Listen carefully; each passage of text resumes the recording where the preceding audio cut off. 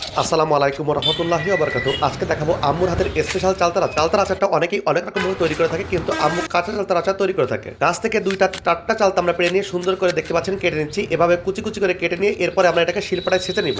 এই কাঁচা চালতার আচারটা অনেক টেস্টি এবং সুস্বাদু হয়ে থাকে। দেখতেই পাচ্ছেন আমাদের কাটা কমপ্লিট। এখন আমরা শিলপাটায় ঠিক যেভাবে ছেঁচে নিচ্ছি আপনারাও বাসায় এভাবে ছেঁচে নেবেন। এরপর মশলা তৈরি করার জন্য আমরা এখন নিয়ে নিচ্ছি সরিষা, আমাদের বাড়ির জমির সরিষা। এরপরে কাঁচামরিচ রসুন সুন্দর করে এটাকে বেটে নিব।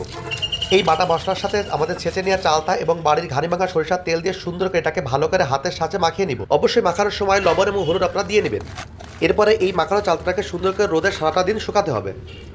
এভাবে রোদে না শুকালে চালতার আচারটা দ্রুত নষ্ট হয়ে যায়, তাই সারাদিন আমরা রোদে শুকিয়ে নিলাম। এখন বাড়ির ঘানি মাখা সরিষার তেল, পাঁচফোড়ন এবং শুকনো মরিচ সুন্দর করে দিয়ে এর ভিতরে আমাদের সেই চালতাটাকে দিয়ে আমরা বারবার নেড়ে নেব।